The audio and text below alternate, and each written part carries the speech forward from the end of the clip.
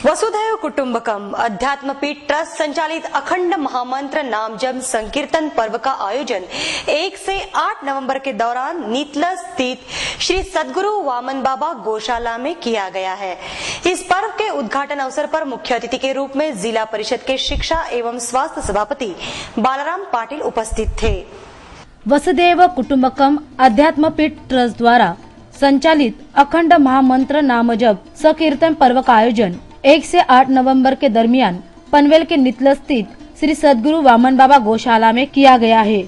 इस अवसर पर जिला परिषद के स्वास्थ्य एवं शिक्षा सभापति बालाराम पाटिल, पंचायत समिति के पूर्व सभापति काशीनाथ पाटिल, राजाराम महाराज, प्रहलाद महाराज शास्त्री, सौरे गुरुजी आदि गणमान्यों सहित वारकरी संप्रदाय के लोग बड़ी संख्या में उपस्थित थे।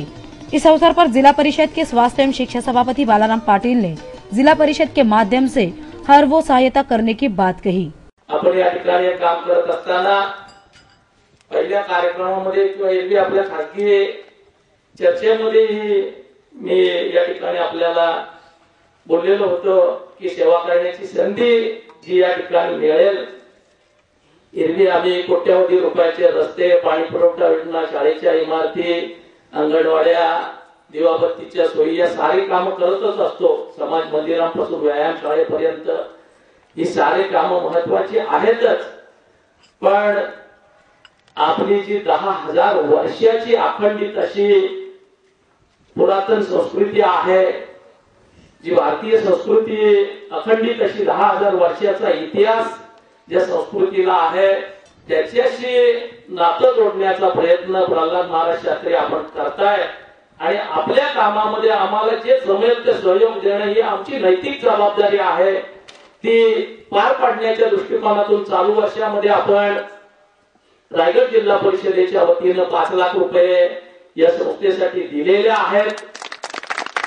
केवळ या 5 लाखावर न थांबता किंवा केवळ संस्थात्मक आर्थिक निधीवर न थांबता पुढल्या वर्षीही आपण नवीन जागेमध्ये प्रोजेक्ट हातात घ्या। रायगड जिल्हा परिषदेच्या वतीने आपल्याला निधी दिला जाईल, त्याच्यामध्ये दुमत असायचं कारण नाही। तो पंचायत समिति के पूर्व सभापति काशीनाथ पाटिल ने MMRDA के संकट के बारे में भाष्य किया। मी या ठिकाणी आपल्या सर्वांना विनंती करीन की MMRDAचं जे संकट आता आपल्यावर कोसळते ती फार मोठी समस्या आम्हा सर्वांच्या दृष्टीने आहे। कारण आज या ठिकाणी MMRDAने त्यांच्या प्लॅनचं टेंडर सुद्धा काढलेलं आहे। त्या कामानिमित्त आपण सर्व राजकीय मतभेद बाजूला ठेवून हे वाचवण्यासाठी आपल्याला सर्वांना एकत्र यावं लागेल आणि हे काम आपल्याला सर्वांना पहिलं करावं लागेल। पैशाचं, निधीचं जर आम्ही मंडळी एक वेळा निश्चित करायची सुरुवात केली तर काही महाराज कमी आपल्या या संस्थेला पडणार नाही अशी अपेक्षा मी माझ्याकडनं आपल्याकडनं व्यक्त करतोय।